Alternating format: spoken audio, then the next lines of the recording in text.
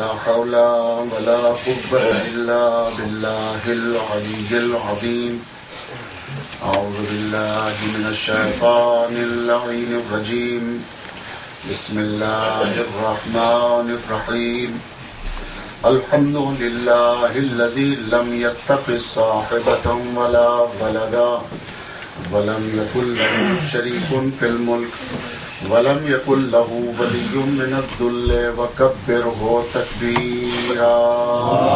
الله أكبر الله أكبر الله أكبر. الصلاة والسلام والتحية والإكرام على الرسول النبي الأمي الذي أرسله بالحق بشيرا ونذيرا وداعيا إلى الله بإذنه وسراجا منيرا سيدنا ونبينا ومولانا أبي القاسم محمد. اللهم صل على محمد وآل محمد وأهل بيته الطيبين الطاهرين المعصومين الهاديين المهديين الذين أذهب الله عنهم الرجس وطهرهم تطهيرا. اللهم صل على محمد وآل محمد سيما بقية الله المنتظر إمام زماننا هذا روحي وأرواح العالمين لتراب مقدمه الفداء عجل الله تعالى فرجه الشريف. صلوات اللهم صل على محمد وآل محمد واللعنة الدائمة الباقية على أعدائهم أجمعين من يوم الظلم إلى قيام يوم الدين. أما بعد فقد قال الله تبارك وتعالى وقوله الحق. بسم الله الرحمن الرحيم. وجعلناهم أئمة يهدون بأمرنا. صلوات محمد. اللهم صل على محمد وآل محمد. محترم سامعین، قرآن مجید کی یہ مشہور و معروف آیت کریمہ سورہ انبیاء سے متعلق ہے. سورہ انبیاء قرآن مجید کا 21واں سورہ اور اس کی 73ویں آیت کریمہ ہے. ترجمہ جس کا پیش خدمت ہے. ہم نے اپنے ہی حکم سے پیشوا بنایا، ائمہ بنایا، امام بنایا جو ہمارے ہی حکم سے ہدایت کرتے ہیں. وَأَوْحَيْنَا إِلَيْهِمْ فعل الخیرات و اقام الصلاۃ و ایتاء الزکاۃ. اور ہم نے ان کی طرف وحی کر دی ہے. کس چیز کی؟ فعل خیرات کی، اقام صلاۃ کی اور ایتاء زکاۃ کی. وَكَانُوا لَنَا عَابِدِينَ. اور ان کی سب سے بڑی صفت یہ ہے کہ وہ ہمارے لیے عبادت گزار بندے ہیں، وہ عابد بندے ہیں. قرآن مجید نے جو نزاکت برتی ہے، یہ جو تعریف اور تمجید اور جو صفات بیان کیے ہیں، بہت ہی میں محسوس کر رہا ہوں اور اس سے پہلے آپ حضرات کے سامنے خطاب کر چکا ہوں. یہ موقع مل چکا ہے. اسی لحاظ سے میں نے اس آیت کا انتخاب کیا کہ آپ اچھی طرح سے اس نزاکتوں کو سمجھ پائیں گے. اللہ سبحانہ و تعالی انبیاء و مرسلین کی صفت بتا رہا ہے. وَكَانُوا لَنَا عَابِدِينَ. انبیاء کی صفت یہ ہے کہ وہ عابدین ہیں. بہت ہی عمدہ صفت ہے. انبیاء کی صفت یہ ہے کہ وہ عابدین ہیں. اب ایسا کوئی ہو جو زین العابدین بن جائے. اب یہ انبیاء کی صفت ہے.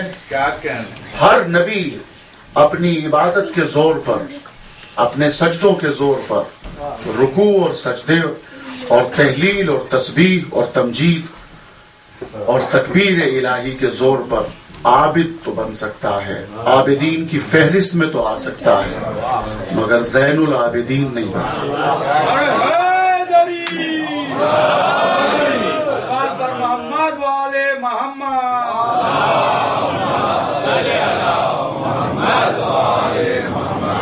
اور آپ کو سلامتی عطا فرمائے. آپ متوجہ ہو گئے. اب میں ایک آیہ کریمہ کا انتخاب اور کروں گا آپ کی خدمت میں، اور اگلی گفتگو آپ کی خدمت میں ہوگی بہترین پاک سماعتوں کی نظر. قرآن مجید کی ایک آیہ کریمہ جو متعدد جگہوں پر ایک مفہوم کو پروردگار نے نقل کیا ہے. اب انبیاء کے بارے میں بات نہیں کرتا ہے، اب ملائکہ کے بارے میں بات کرتا ہے. فَإِذَا سَوَّيْتُهُ وَنَفَخْتُ فِيهِ مِن رُوحِي فَقَعُوا لَهُ سَاجِدِينَ. جب میں اسے سنوار لوں، اپنے ہاتھوں سے جب میں اسے سنوار لوں اور اس میں روح آل محمد منسلک کر دوں، تو جب یہ تیار ہو جائے اور روح آ جائے تو تمہارے لیے یہ حکم ہے فَقَعُوا لَهُ سَاجِدِينَ، تو تم اس کے سامنے سجدہ ریز ہو جانا. جو اس کے سامنے سجدے میں چلا جائے گا، یاد رکھو وہ بزم ساجدین کی زینت کہلائے گا. یعنی ملائکہ کی صفت یہ ہے جنہوں نے بھی سجدہ کیا وہ ساجدین بن گئے، اور جس نے سجدہ نہیں کیا وہ ابلیس استکبر وکان من الکافرین، وہ کافروں میں سے ہو گیا. اس نے تکبر کیا، اس نے غرور کیا، گھمنڈ کیا. تو جس نے سجدے سے انکار کیا، کس کو؟ اللہ کو نہیں. آدم کے سامنے سجدہ ریز ہونے سے جس نے انکار کیا تو وہ ابلیس بن گیا. تو پہلی نزاکت تو یہاں پر یہ آ گئی کہ آدم کے سامنے سجدہ کرنے سے جو انکار کرے وہ ابلیس ہے.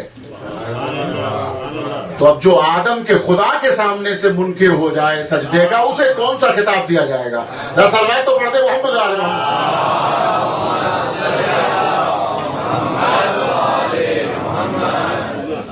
سجدہ ریز ہونے سے منع کر رہا ہے کس کے سامنے؟ حضرت آدم ابو البشر کے سامنے. تو جناب آدم ابو البشر کے سامنے جو سجدہ ریز ہو گیا وہ بزم ساجدین میں آ گیا. تو ملائکہ کی بہترین صفت ساجدین، انبیاء کی بہترین صفت عابدین. سبحان اللہ. کیا کہنا، ہمارے آباء و اجداد، ہمارے ماں باپ قربان ایسی شخصیت کے غلاموں پر کمال ہے کہ جب انبیاء کی فہرست میں جاتے ہیں تو سارے انبیاء جناب آدم سے لے کے جناب عیسیٰ روح اللہ تک صفوں لگائے ہوئے کیو میں کھڑے ہیں. اور جیسے ہی ہمارا چوتھا امام زین العابدین تشریف لاتے ہیں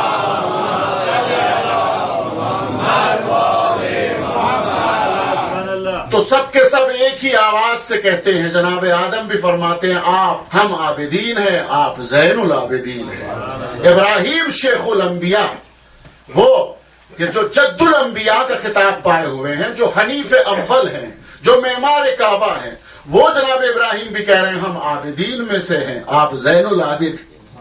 عیسیٰ روح اللہ ہوتے ہوئے مردوں کو زندہ کرنے والا عیسیٰ، وہ یہ کہہ رہا ہے ہم بزم عابدین میں ہیں، آپ زین العابدین ہیں. اور جب ملائکہ کی لسٹ میں آئے، فہرست میں آئے، جہاں پر ملائکہ کا اجتماع ہے، جب وہاں پہ تشریف لائے تو سارے ملائکہ گویا ہوتے ہیں ایک ہی زبان پر، ہم ساجدین ہیں، یہ ہماری بزم ہے، مگر کوئی سید و سردار کی ضرورت ہے. سبحان اللہ. سید الساجدین امام زین العابدین، اس کے علاوہ کوئی شخصیت نہیں. پتہ چلا یہ دونوں کے دونوں معصوم، دونوں کے دونوں نورانی حیثیت سے، انبیاء بھی نور، ملائکہ بھی نور. بڑی توجہ کیجیے گا جملے کے اوپر جو گزارش کر رہا ہوں. انبیاء بھی نور، ملائکہ بھی نور، انبیاء بھی معصوم، ملائکہ بھی معصوم. بزم انبیاء نورانی ہیں، عصمتیں ہیں، نبوتیں ہیں، رسالتیں ہیں، مگر کوئی زین العابدین نہیں ہے. ان میں کوئی مقابلہ نہیں کر سکتا میرے چوتھے امام کا. فرشتوں میں آئیے، نورانی ہیں، فرشتے ہیں، عصمتیں ہیں، معصوم ہیں، مگر کوئی سید الساجدین نہ بن سکا. تو جب جملہ کہوں کہ جب انبیاء میں کوئی علی کا مقابلہ نہ کر سکا، جب ملائکہ میں کوئی علی کا مقابلہ نہ کر سکا، تو پھر ایرا غیرہ کی کیا مجال ہے جو علی کے تقابل میں آ جائے.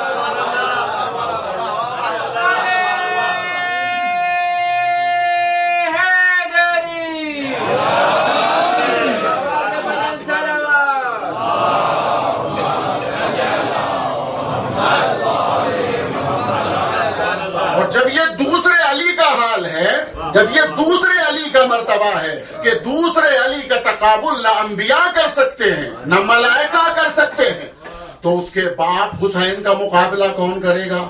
اور جب علی اول کا یہ مرتبہ ہوگا کہ علی آتا ہے نزول کی کیفیت سے خانہ کعبہ میں آتا ہے، چلے یہ سمجھ میں نہیں آتا، کون سی بات سمجھ میں آئی ہے آج تک جو آپ کے یہ سمجھ میں آ جائے گی؟ میں آپ سے پوچھتا ہوں قرآن کے لیے کیا عقیدہ ہے آپ کا؟ تو آپ فرماتے ہیں قرآن نازل ہوا، کیوں؟ دلیل کیا ہے؟ کہ حضور نے فرمایا۔ ارے حضور نے فرمایا آپ نے مان لیا، حضور نے فرمایا آپ نے مان لیا۔ قرآن کو نازل ہوتے ہوئے کوئی سی آیت کو، کوئی سے سورے کو، کوئی سے پارے کو آپ نے دیکھا؟ آپ کے آباء و اجداد نے دیکھا؟ آپ کے جد امجد نے دیکھا قرآن کو نازل ہوتے ہوئے؟ کہتے نہیں دیکھا۔ مان کیوں لیا؟ کہ اس لیے کہ نبی نے کہا۔ تو جس کو نازل ہوتے ہوئے نہیں دیکھا، 6666 آیتوں کو تقریباً آپ نے مان لیا، ہر آیت نازل ہوئی، ہر سورہ نازل ہوا، ہر پارہ نازل ہوا، اور جو آیا اس طریقے سے کہ پتھر کی دیواروں کو توڑتا ہوا آیا۔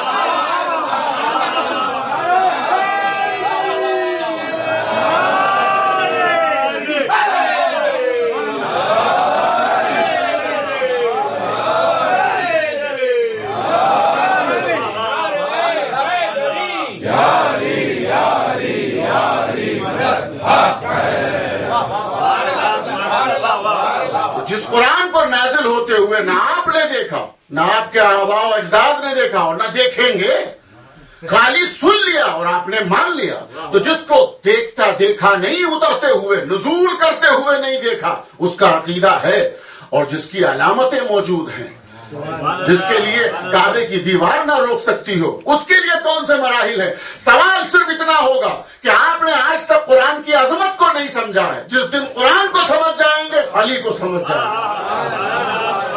توجہ چاہتا ہوں جملے کے اوپر، قرآن کی عظمت کیا ہے؟ کتنا عظیم ہے اللہ کے نزدیک قرآن، جتنا علی عظیم ہے اللہ کے نزدیک۔ قرآن کتنا طیب و طاہر ہے اللہ کے نزدیک، جواب آئے گا جتنا علی طیب و طاہر ہے اللہ کے نزدیک۔ قرآن کتنا بلند، جتنا علی بلند۔ علی کتنا بلند، جتنا قرآن بلند۔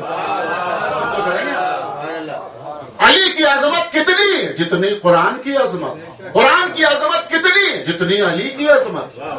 آپ وزن کو ملاحظہ فرمائیں، ترازو کے دو پلڑے ہیں، جب آپ دیکھتے ہیں دونوں کو تو اس میں وزن برابر دیکھا جاتا ہے، اور جب تولنے والا تولتا ہے، توجہ کیجئے گا جملے پر، جب تولنے والا تولتا ہے تو ادھر مسمن ہوتا ہے، ادھر وزن ہوتا ہے، اور ان دونوں چیزوں کے ساتھ ساتھ نگاہ اس کی پلڑوں پر نہیں ہوتی۔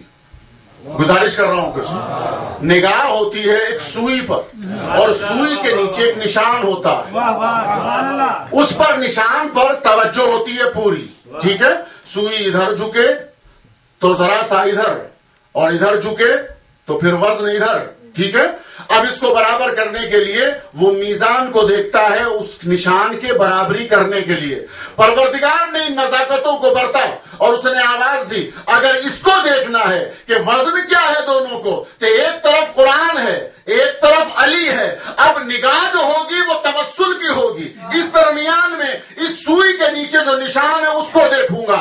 آواز قدرت آئی، اے مسلمانوں اگر پہچاننا ہے تو یہ قرآن ہے، یہ علی ہے، مگر درمیان میں جو واسطہ ہے وہ فاطمہ زہرا سلام اللہ علیہا ہے۔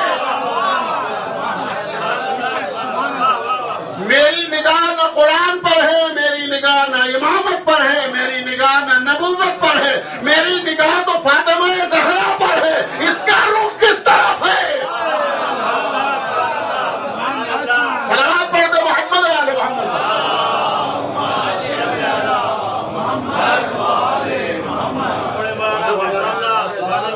تو قرآن جتنا عظیم اتنے اہل بیت عظیم، اہل بیت کتنے عظیم جتنا قرآن عظیم۔ ان کی عظمتوں کو پہچاننے کے لیے ضروری ہے کہ جس علی کا ذکر